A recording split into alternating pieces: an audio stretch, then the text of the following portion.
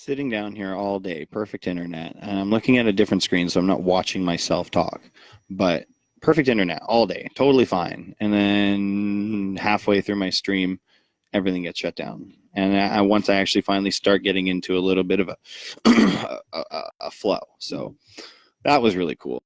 Hopefully, you guys come. Hopefully, some of you guys come back. Jeez, that really sucked. So I saw where I actually ended off at. I was speaking about the diaper incident. So I don't like goodness. Like I was just ranting and ranting and ranting, and then all of a sudden I saw the blue light was gone and my internet symbols having a heart attack, and I was like, great, that's freaking great. So back to the story. She accuses me of being negligent with his diaper changing, and it's all a like there's an email exchange between us where I stipulate that, oh, I changed his diaper and like I did everything I could, and at the time, like, I just assumed that I shit the bed, pun intended. And like later when I was raising my second child and actually like changing diapers all the time, and like I realized that having your son in a smaller diaper has no bearing on like having a chemical explosion, because my other son was in smaller diapers many times, and never once did a diaper even come close to exploding, like ever close. Like, in order for a diaper to explode, it takes two things. That child needs to be in a diaper for countless hours, like we're like double digits, or the child was in, like, I would like dollar store diapers from China. I mean, everything's from China, but I mean, like, really from China. And we've bought Huggies, or I think Huggies, Pampers, Jesus, I mean, there's only two, right? So 50-50 shot. Pampers this whole time, and like these things don't happen. So there was that, and something else I skipped over, but I really want to mention, is that I said that I was arrested once. Arrested but never charged. This is really important to point out, because she claims that I've been arrested and charged, and the cops just keep screwing up. The cops just keep giving, like, not actually following through with things. Well, the reason why they're not following through with things is because they're listening to the side of the story about what happened, looking at the evidence, and realizing, oh, this is not what's going on at all. The officer I last spoke with, who will also remain nameless, he told me at the very end of our conversation, listen, you need to record everything and anything that happens between you two, because I'm going to tell you, buddy, this is never going to end. And when he said that to me, like, man, I almost broke down into tears, because it felt really good to at least know that no matter what BS came, whatever lies came afterwards, that the system sees what's happening, and whether the court can actually deal with it properly, like, that is to be determined. We're going back to court soon, and hopefully, I've been away from my kids for like just over 2 months now, I think, right? Because it was, so that month, this month, and so just over 2 months I haven't seen my kids, and I only saw them for like a month, and like I only saw them for 5 visits. Before, I didn't see them for like 6 or 7 months. So I mean, I'm getting really big parts of my kids' lives that I just miss out on entirely. I miss out on nightmares that my kids have that I could be making better. I miss out on doctor's visits. I miss out on scraped knees. I miss out on first big words and big sentences, and I miss out on running hugs. Like, that's like, man, Max can my second son can run right deep into my arms. Like, there's so many things that I just want to give to my 2 other kids that I can't, because, and I do not use these words lightly. I do not use them, as fun little names to throw out there. I'm using these coming words as the most honest and definitive use for those words. This woman is a narcissist. This woman is a high conflict personality driven sociopath. She has used churches to fund her life. And this is, I mean, this is all, this isn't something that I can prove because I don't have the conversation myself, but the Chilliwack isn't that big a place, and churches aren't that big of squares. And she once was in a church in Chilliwack, and now she's not, because they became aware of what exactly was going on. I'm sure that the people that are currently fundraising for her absolutely believe that I've been a deadbeat this whole time. I've been paying, I missed 2 months of child support when I was off of work due to an ICBC accident, like due to an auto accident, sorry, an ICBC accident. I was off work for 6 months, and I only missed child support twice. How do you ask I did that? I did work on the side because I knew that I had to pay these bills still. I used money off of somebody's credit card because they were kind enough to let me kind of live until I was able to pay them back with money later. And it was the hardest time of my life. And it is currently used against me as some sort of indication that I just didn't want to pay child support. Never is it noted that I wasn't working. Like my back was messed up. I had my sciatic nerve was like split. Like I was mess. I couldn't bend over. I couldn't sit down for long periods of time. I couldn't walk for more than 25 minutes without like severe, like crying, nauseating back pain. I was out, and I still managed to pay child support most of the time. The only reason why it lasted for so long is because I've been just trying to pick up the pieces ever since. It's not like ICBC gives you a whole hell of a lot of money when, if they don't have to. I literally made enough money just to get back on my feet, like barely. And even that was a battle. So, I mean, I'm not looking for brownie points or anything. I'm just stating the facts. I'm stating the facts that this person has a little army of people that and they hate me. And why do they hate me? Because I'm an alt-right bigot who believes that maybe we shouldn't give hormones to kids. Maybe we should let them grow into fully functioning human adults, and then they can decide to do these things. But implicating that your 4-year-old has any idea what their gender is just as asinine as believing that they know they're a fucking unicorn. I'm sorry, but my child has no idea. My child says to me one day, he says, "I wish I was a big girl." And I was like, Jesus, why? And he goes, because a big girl at the park could climb the slide way faster. And like, that's the logic of a child. He just wants to be a big girl because she can do something better than him. Like, but to any left liberal leaning parent that's, indoctrinated by these crazy videos and these crazy people might be convinced that their kid needs to go on hormone therapy. And I mean, sure, maybe I'm being an alarmist, but the news articles are coming out. Like it's not just me. There's tons of blue check marks that are talking about their gender neutral. And I mean, sure, raise your kids understanding that pink and purple and blue and green are colors that everybody gets to use, because I kind of agree with that. Like, if your kid likes pink, like, what are you going to do? Bash them? Like, get out of here. My kid wants a pink motorbike. I mean, I'm not going to go ham hock and get him the girliest motorbike I ever could find, but I'll put some pink stripes on there. Like, I'll do my effort. So that's it. That's it. I don't care about your sexuality. You want to, like, this is the best statement I've ever heard is that really everybody should be out of everybody's bedroom. You want to do what you want in your bedroom? That's totally up to you. You're a grown adult. I don't care. You want to get married? Get married. Don't force religions to accept something that they don't have to. I'm really tired of like this push to make Christians and Catholics and Muslims and everybody, have to integrate something that they don't necessarily agree with.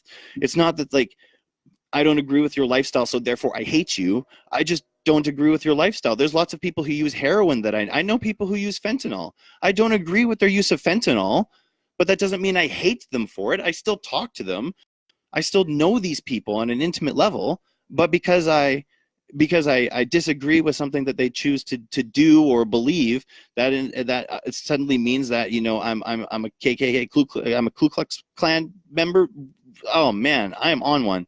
Like, so all of these people already dislike me. And you know what? If you guys want to have you want to have the conversation, let's do it. Like, you want to call me an alt-right bigot, and then I'll return with, you know, you're a little snowflake. And then you'll tell me that, like, I'm racist. And I'll say, you know, show an instance of my racism. And then you'll say, that's what a racist would say. Like, we can do that all day. Let's do it. Like, I'll, like, you know, video chat. Let's do it online. Let's, you know, go to we can do the holding the signs and screaming at each other. Like, you want to fight on me on those grounds? Let's do it, because that's honest. That's an honest difference of opinion. Like, I believe this, you believe this. Let's come to those things. What is happening against me right now with this group of people is they are being led to believe a absolutely false narrative.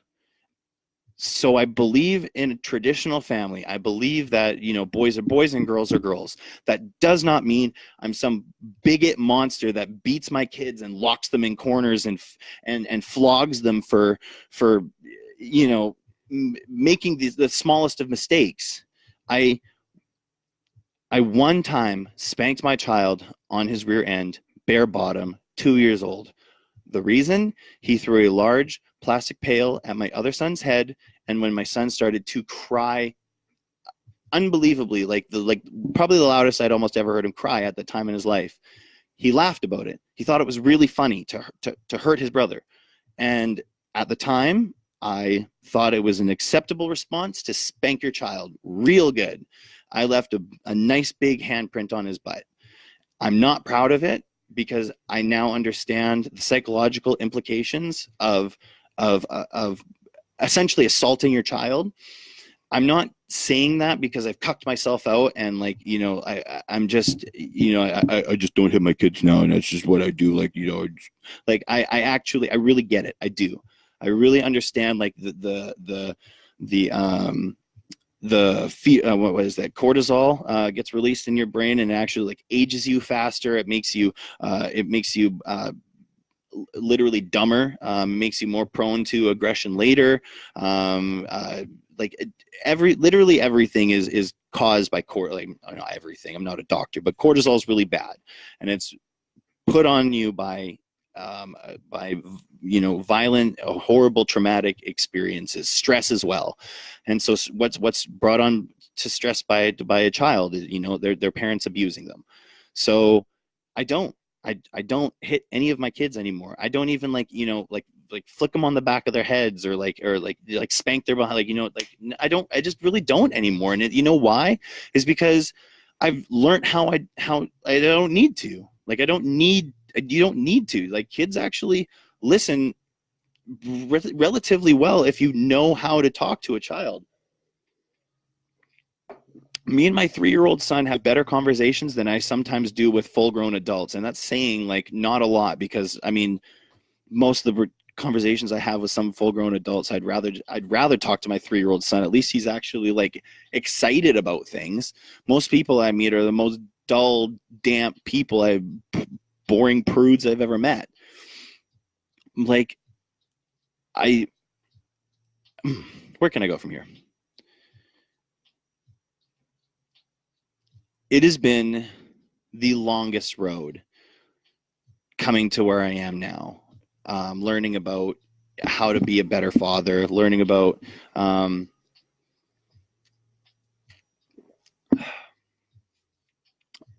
like, this is the other funny thing too, is my ex. She actually essentially created her own monster, because before we started going to court, I was like any other doofus guy. Like, I got 2 chicks pregnant, and I didn't know what to do, and I was just like, I guess I'm going to be a dad and pay child support, and, like, I want to be a dad, and that's all I could say in court.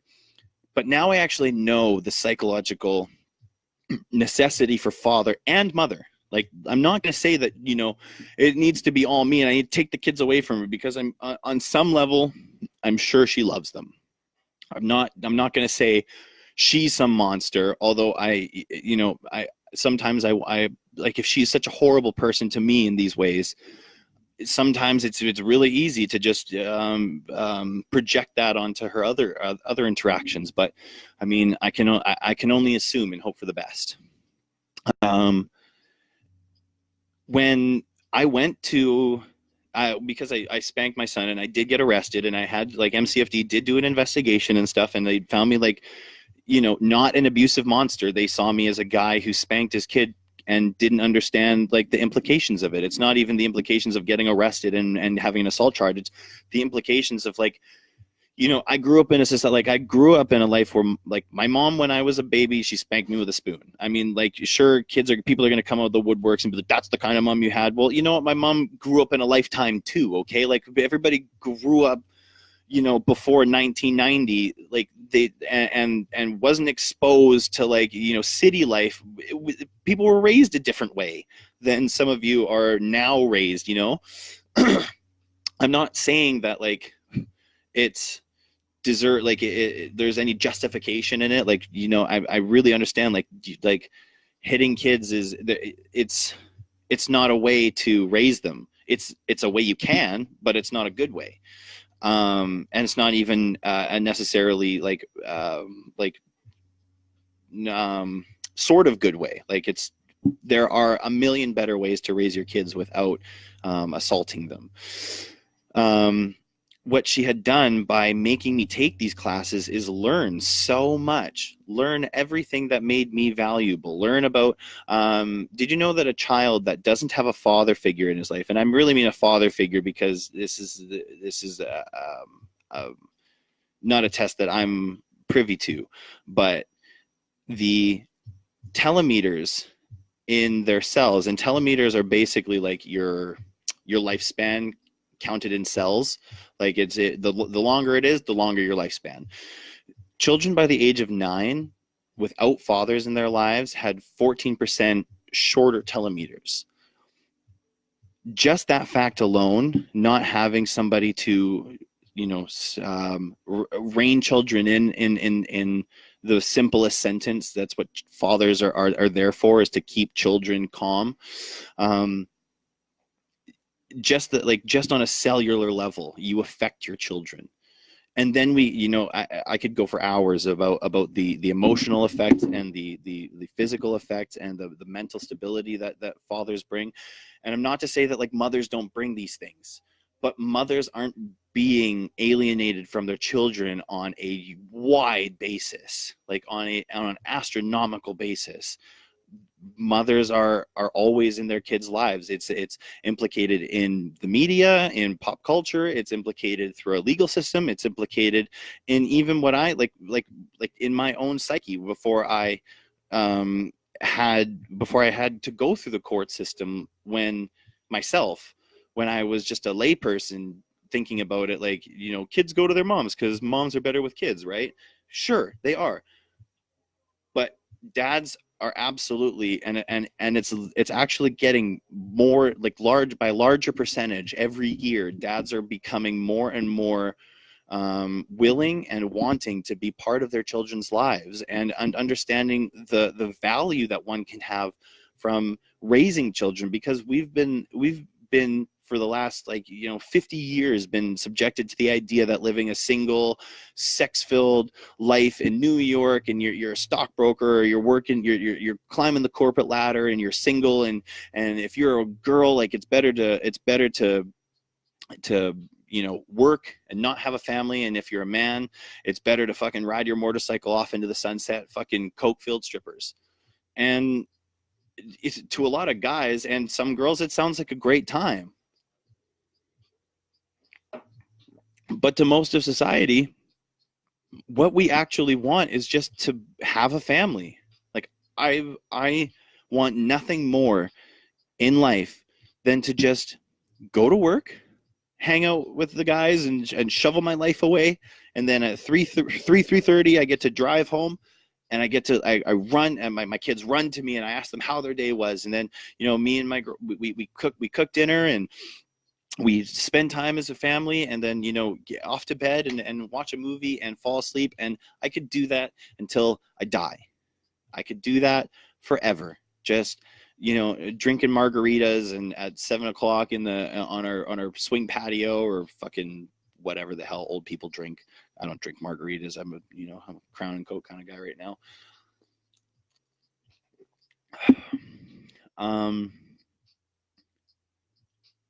That's the dream of most men.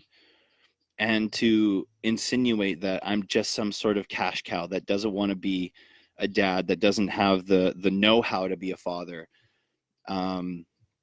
is one of the worst accusations I've had levied against myself. I'm gonna go a little bit deeper with this, just to like drive a hit home. My mother had me when she was 16 years old. My father was also 16 years old. My father was never there in my life. He was a raging alcoholic from the time he was 15 until his mid to late 30s. I didn't know him. It was probably best that I didn't know him. And my mother was there for me on all accounts, on every account. My mother took care of me more than most mothers do today, with all the help in the world. She, at 16 years old, while pregnant with me, managed to save $884 that I didn't use because I ended up being a useless person until generally recently. She saved $884 and put it into an RRSP so that I could go to college and make something of myself. Like, she did that at 16, and then held down multiple jobs at a time for her entire life, had a home, got pregnant at 18 with my brother, and took care of us our whole lives. Like, I could not have asked for a better mother. I don't care what anybody says. I could not have asked for a better mother. She had her moments in life that were really difficult for me as a child. It was a lot of growing and a lot of extremely stressful moments that maybe a story for another time. But the point of all of this, that my mother being there and my father being gone, and I never understood why. Like, I kind of always assumed that I was this cool kid. I thought I was really, really fun, and everybody always had fun hanging out with me. Like, I always was laughing. I always was making other people laugh, even if I was trying way too hard. And I remember being 5 or 6, but I want to say 6. And I remember saying to my mom, like, one day I'm going to be a dad, and I'm going to be the best dad. I'm going to hang out with my kid all the time, and I'm going to teach him how to fish. And my mom's driving this, red Dodge. I think it's called Dodge Aspen, like this old boat ass car. And she just looks at me, she's like 22, they're 21 at this time. And it's like, you're way too young to be thinking about being a dad. You've got so much time on your hands. And that was my mentality my entire life. My entire life was, no matter what happens, no matter how hard things get, at least I just get to be a dad. Like, I get to have this little creation that I get to hone and skill and train, and it's not even an ego thing. Like, I get to create this part of the world that could do so much. Like, there's so much hope and creation and positive thinking and vibes and all that stuff. And so, being raised by my mom and not having a dad, and knowing that I was going to be a good dad, my mom trained me really well to be a good man. I made a lot of mistakes along the way, so she obviously did do the best job, but that's a little, I'll put that on her. That's not all me. So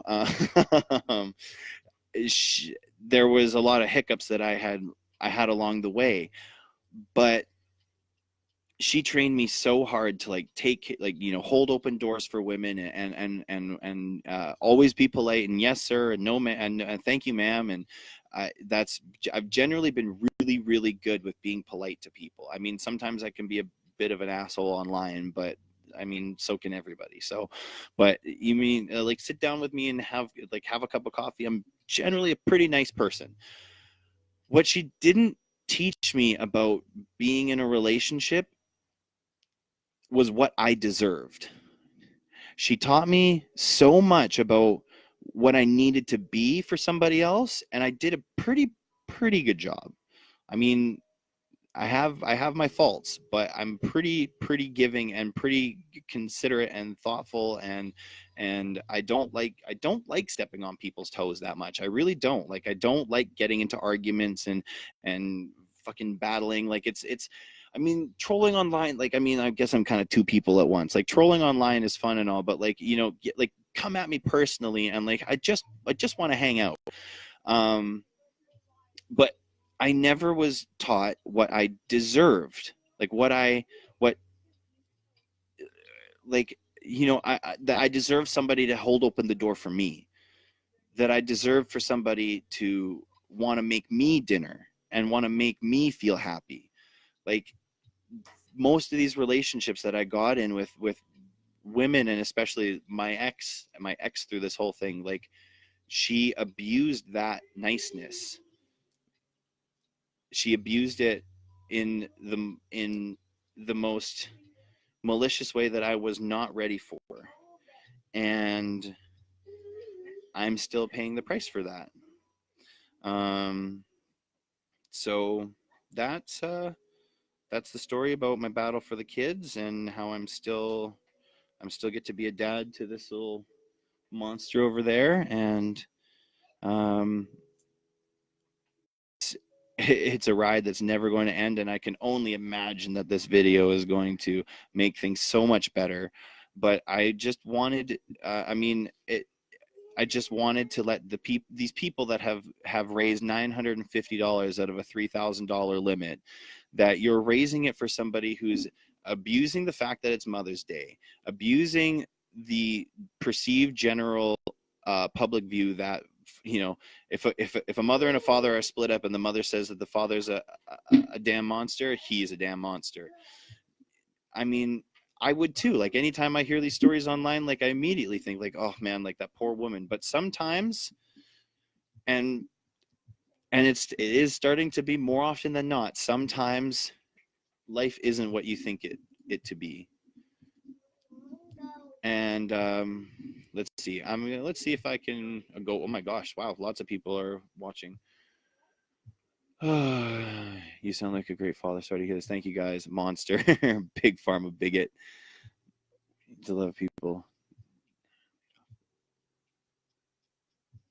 Someone finally laid off the weed. Yeah, I don't really. I honestly, I don't smoke like I used to. I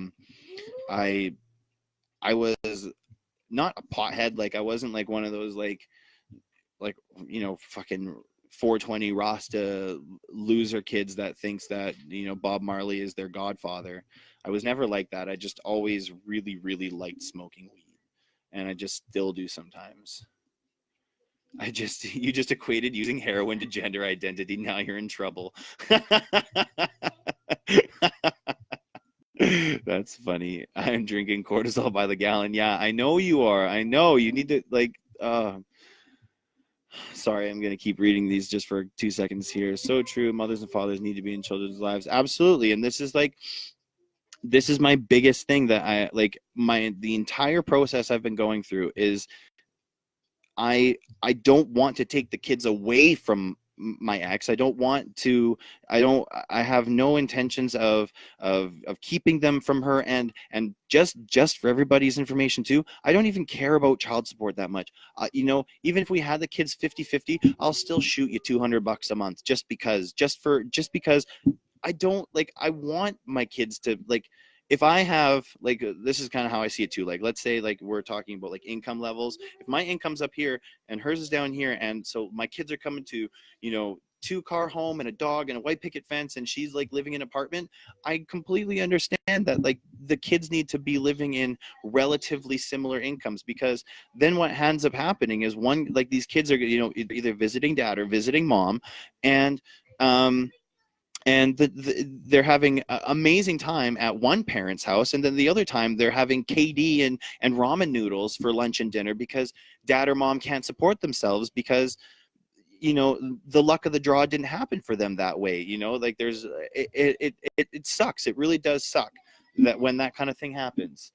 Please deal with that. Like, I just don't want him, like, he's crying. Um, oh, is he? Oh, okay. Sorry. I'm talking to you guys online and my kid's getting in trouble back there. Sorry.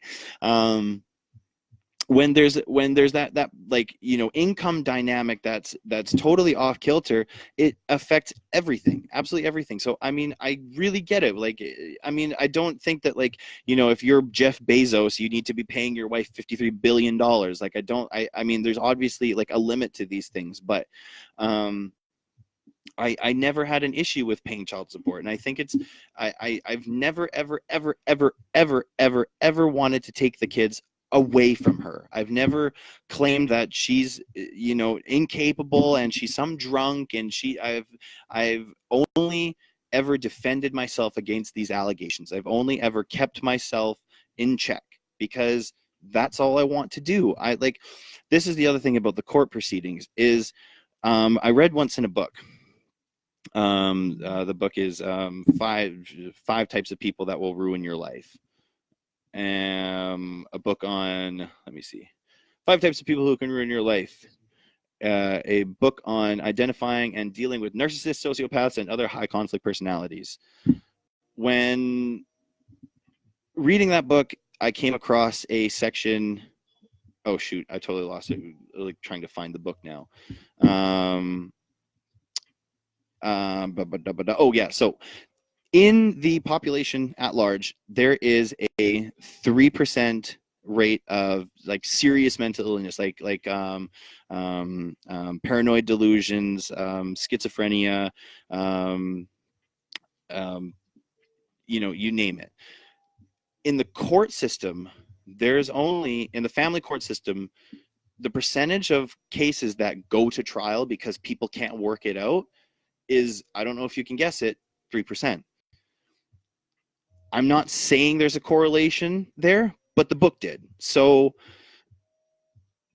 going through that, like, just reading just that one, just even that one piece, it kind of like didn't alleviate my stress, but it made me a little more aware of what's going on. Like, this isn't just a demon that it wants to make my life a living hell. I might be dealing with somebody who's mentally ill, and like, how do you deal with that through the court system? How do you make people see what's like, how to like see things? Like, you have to go through, you know, $30,000 lawyers per person, dealing with days-long trial where the mother, the father, the grandparents, the friends, the uncles, the even sometimes the kids get interviewed, and in some cases there's a psychological evaluation that happens, and that's just to start is 15 grand. So if I wanted to get the whole family psychologically assessed by a psychologist, which should happen at any family courts at any time. Anytime there's, you know, mother and the father are split, they can't figure it out, 1 hour at least minimum. Goodness, I mean, maybe a couple hours, but 1 hour at least, where like there's a trained not a physician, sorry, a trained counselor who can deals with these situations on a regular basis and is able to kind of see these things and at least give us some sort of sense right from the get-go. Because all that happens right now is a judge sits at their bench and they see 2 people. There's person A and person B, genderless at this point. They get papers. One paper says this person's a monster. This paper says I am not a monster. This judge has roughly 5 minutes to make a judgment call on whether this person is or isn't a monster and is or is not abusing his or her kids, and is or isn't this alcoholic, raging, coke-fueled sex partier that has his kids just hanging out in a back room while, you know, he's drinking beers with the boys. They don't like, how do you make that judgment call in 5 minutes? You can't. So you just go, you know what, we're gonna slap you with a month waiting period, and we'll give you a 2-hour hearing based on affidavit material, and your lawyers can deal with that. And oh yeah, and your lawyer is like, you know, $400 a piece just for per hour, and it's like a $2,000 or $3,000 retainer. everybody loses unless you're already somewhat established, like you've actually like not ruined your life already, or you're just starting life and your family doesn't have 15 grand to just throw at your shitty little court proceedings. Like, you're SOL. You don't get to see your kids, or you do get to see your kids, and you spend $50 an hour at some supervisor who sits in the corner and writes down everything you do and say, and you get to present that to the court, and then they wipe their ass with it, essentially. And I mean that pejoratively, because I mean, I've had so many hours of evidence that I've just never been able to really present, because what happens is, like I said, they get 5 minutes and there's accusations and then there's a bit of defense. And once I have like this stack pile of defense, it's like, well, which one do I choose from to show you, like, oh, here's something that happened that, isn't true. So thankfully soon we have a 2-hour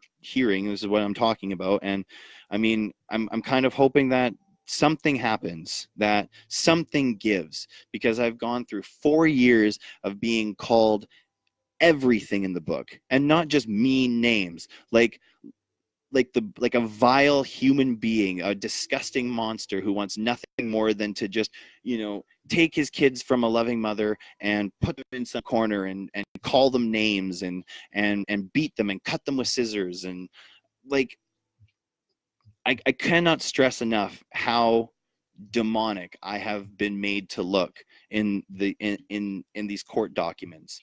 And not once have I accused her of anything close to what she has accused me of.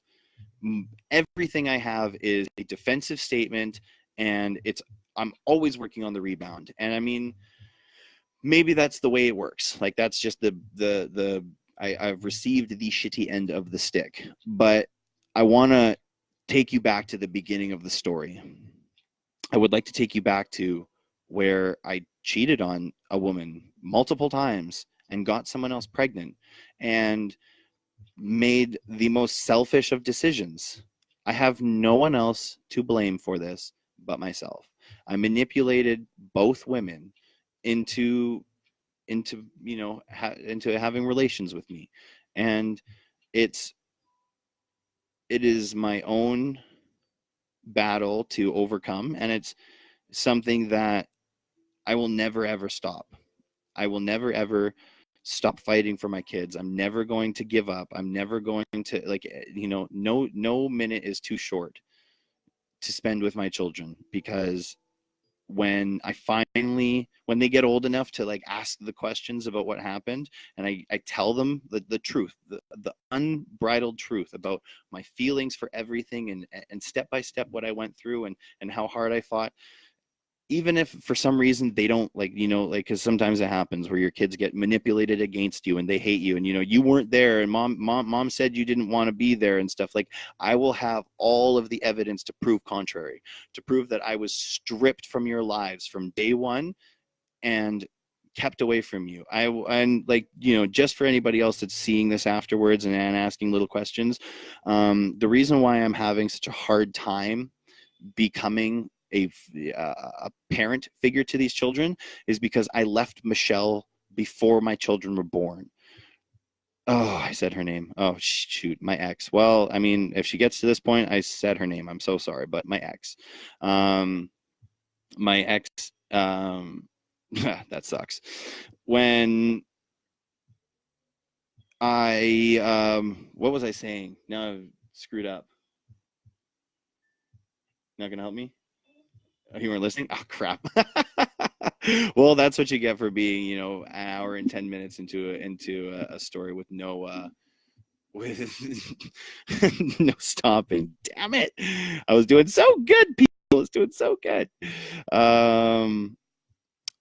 So, oh man, I totally lost my total thought, because I'm like, I screwed up. I was doing really good at holding her name back. I'll see what some other comments. So you're saying you want to be Fred Flintstone? Yeah, Fred Flintstone is my idol. Absolutely.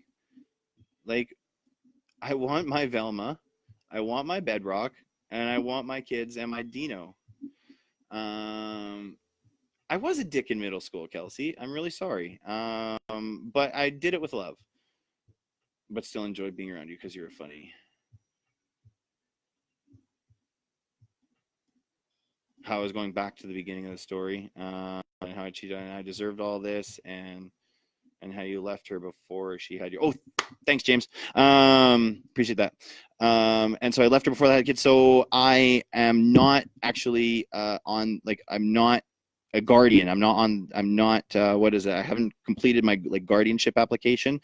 And like part of that is due to my procrastination over the years. Like I suck at getting things done. And one of those things was getting the guardianship application. And I was just so enthralled with having my children just for the period of time that I did that I I didn't bother to. I was just like, I got my kids. Like, what does it matter, right? Well, what does it matter now? I'm fighting even harder to be a father because, like, my parenting time, which is what it actually is, isn't called parenting time because I'm not considered a parent right now because I don't have the legal I don't have the legal standard as a parent. I actually, what I have right now is contact time. Like according to the courts, I'm just some dude that gets to see these kids from time to time. It's a really, really messed up situation, but like, you know, another bind that I put myself in. And that's why it's so easy for her to just strip these things away from me because I have no, I like, essentially right now, like I don't even have the rights to take my kids to go see their doctor. Like I couldn't do that. I wouldn't be like, unless I asked Michelle and it was okay, my ex, and said it was okay. And damn it, I did it again. And asked her if it was like, you know, go to, you're going to take them. Like that's what my life is right now. So, it sucks. And man, it sucks. It sucks so hard. There's so many times I've been driving to work or, you know, kind of like I drive for almost 3 hours a day. And I don't know about any of you who drive, but I daydream a lot. And man, do I daydream about just goals and plans and you know, what I'm going to do tomorrow. And, you know, maybe I'll achieve so much. And what is my kid going to do tomorrow? And like, what's his new word going to be? And then I start thinking about my two other kids that I don't get to see ever. And I just, you know, your head starts kind of getting filled with like, do they ask about me? Do they not ask about me? Do they even really remember me? Like, of course they remember me. They have to remember me. I'm their father. They say, like, they know who dad is. And then I wonder, like, you know, what is she saying about me to them? You know, she has no problem telling anyone who is willing to lend an ear about my inadequacies and my inabilities and my shortcomings and my and um, everything that you like, anything and everything that you could tell somebody negatively. I've been told, like, it comes back to me whether she wants to believe that or not. Like, she's lost her own friends, like her own best friend. Like, I'm not saying we're best friends or anything, but she's lost her own friend because of this. And what does she do when she loses her friend? Well, she just, you know, drops her like a sack too. And she's suddenly this drug abusing mom who doesn't take care of her kids, and she's a piece of shit. And all the stories that they had when they were kids, because everybody's got stories when you're, you know, young teens and 20s. Like, all those come out as some sort of indication of her inability to be a good person. Like, sure, like, you know, that it's obviously your friend now who sees what a horrible person you've become, and is actually like, no, like, I know this guy, he may be a lot of things, but he's not a shitty dad. So like, I'm just not going to be friends with you anymore. And like, that's why this woman has like moved cities now. She's removed her social circle that she did have. Like, you know, back a while I said she was going to a church, and she's not going to that church anymore, and I can only wonder why. I mean, it happened really suddenly after all of a sudden, like, the donation stopped coming in, and now there's a GoFundMe donation with a whole new group of people that don't know, you know, her from her fake Facebook profile. That, you know, again, I really don't blame these people. Like, they see this and they really think they're doing their best. Like, there's a video up where these two people are talking about like the urgency of this mother to get around for transportation and dealing with the diagnoses of our children, which, just wait for this one, because I haven't had the fun to I shouldn't say fun because it's so not fun. This is absolutely disgusting. My eldest son is what some people might consider autistic, or at least high functioning, whatever. My ex has been trying to get him diagnosed for 2 years now. And for some reason, the doctors can't figure out why. Or what's wrong with him, because he checks some boxes but not all boxes about his things. And the only reason I even know this is because I overheard her talking to somebody else while we were in the same room about the struggles of what's going on to have him assessed.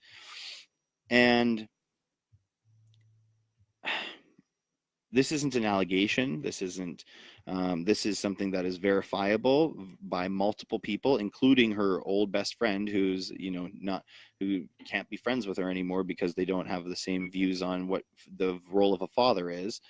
My ex drank a lot with my son. I was 21, turning 22 at the time. She was 25, turning 26. And I didn't know. I mean, like, I knew that drinking while pregnant was bad, but I didn't really have a whole lot of leg to stand on and tell her what to do. I mean, we weren't even really together. We were just still hanging out. I absolutely 100% believe that my child has, if not FAS, something that was not that was assisted by her consumption of alcohol. When we were still like together, one of her favorite quotes was, "When you're pregnant, you're allowed to have a glass of wine, just one glass of wine a day." And then she would fill a large glass of wine and be like, "Well, it's just one." And I mean, I'm culpable for this because I didn't say stop. I didn't tell her, like, no. I mean, I questioned her on it, like, are you sure?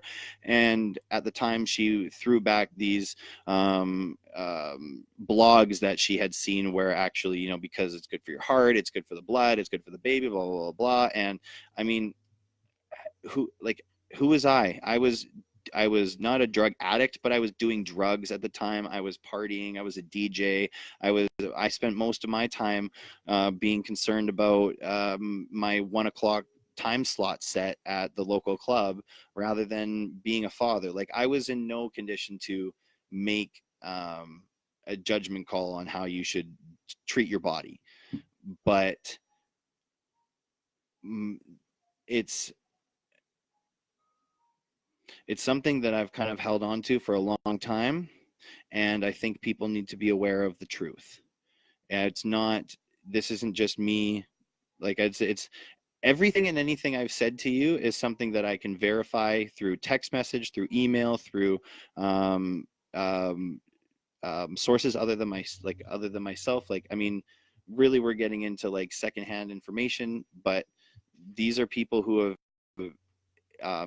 come in contact with my ex, and these are their stories. Like, there's only so much I can ask of people as an eyewitness account and firsthand testimony. So through me, it becomes secondhand testimony, and I mean, that's not valid through any legal proceedings. But at this moment, it's all I've got.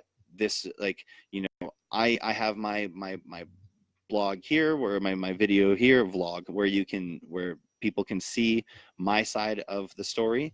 I really hope that some of these people who have contributed to her GoFundMe under the guise of helping a mother that is in dire need of protection, maybe, if you don't want to believe me, at least think about it.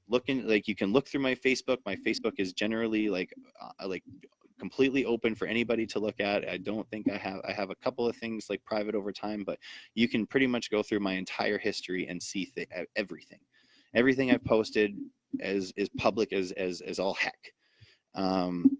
And I post a lot on Facebook, so you can really get a good guise of what my beliefs are, what my views are. Like, you can really get to know me in 5 minutes if you scroll through my Facebook. It's really kind of an open book. If anybody at any point wants to contact me, I'm telling you now, I can't give you any like private information, but I can give you, like, I can give, you know, some redacted information evidence. I can provide that. It's the reason why I would even do that is because how else am I going to hold myself to be honest and accountable? Like, if I'm going to want anybody to believe what is to be said about me, or what I'm saying about myself, then I need to be able to back those claims up. So for obviously all my friends, like, you know, most of you understand the story and the situation. Oh, see right here, Kelsey Jade. She was going to the same church and I was going to, and she suckered so many people. She's been saying she's having surgery and stuff and possible cancer. Well, you brought it up. She had one, I mean, maybe she's having more, but she had one surgery for pre-cervical cancer. And from what I know about pre-cervical cancer is it is not that invasive. As far as I was told by another person who had stage 1 pre-cervical cancer, it was an invasive pap smear. And I mean, I've never had one, so I don't know how much that sucks, but it definitely isn't like going through chemo treatments, trying to battle cancer and battle me all at the same time. Like, the other thing about this fundraiser that really bothers me is these people, like, the way it's being presented is she's battling cancer. It's in just, like, it could be anything. It could be, she could have thyroid cancer, she could lung cancer, she could brain cancer, like, she just have cancer. And and also child protection endangerment issues. Like, if there was any worse story to, like, or more, you know, more heartfelt story, somebody would be, you know, brain dead in the ER. And I mean, like, you know, man, even it would get my heartstrings. But the only thing that really gets me is I know that it's an absolute lie. This woman has no need for this $3,000. She has two children that she gets child tax for. She's on either income assistance or disability for whatever reason, and then also gets I pay $517 a month currently, every single month for her. So this woman is making income, you know, $2,500 a month, roughly $2,500 a month. And, you know, I'm not saying she's, you know, living on a yacht, but neither am I. Like, I roughly make about the same, just a little bit more. So, like, I would never ever ask any of you to fund anything of mine. If somebody wanted to donate to me for their own, you know, purposes and reasons, that's something that maybe, you know, I would consider in the future if I was really trying to turn this podcast into a business. As it stands, I don't see why anybody would even want to do that. But, you know, if in the future people do want to donate to me, I mean, I'm not going to say no to money, but I would never ask you to donate for a cause like my court proceedings to get my kids back. It's my battle. It's my fault. It's my hill to climb. And in no way do I believe that people should be supporting my battle. Like, if it was maybe if I was, like, you know, needed a lung transplant, like GoFundMe's kind of for, different story. But just to fund my needs and desires is absolutely asinine to me. It's and I mean, this isn't even just a stab on her or anything, but it's honestly the most childish thing. Like, I can't support myself in my own endeavors, so can you do it for me? Like, even when I wanted to start this podcast, I was like, oh, maybe I should get a GoFundMe. I did think that at some point, and I was like, well, maybe, like, you know, people would do that. But then I thought to myself, like, then I would be beholden to those people in some way. And I mean, like, this is obviously just for the fundraiser, but I would be beholden to holding myself to that standard of, you know, deserving people's money. And I know that I don't deserve your money. I'm not good enough to warrant you to spend your hard-earned $5 that could be putting, you know, food on your plate or your family's plate, so that I can crap, because it's not like I don't need money to support this. Oh dear, is my internet really? It's still blue, so we're still on.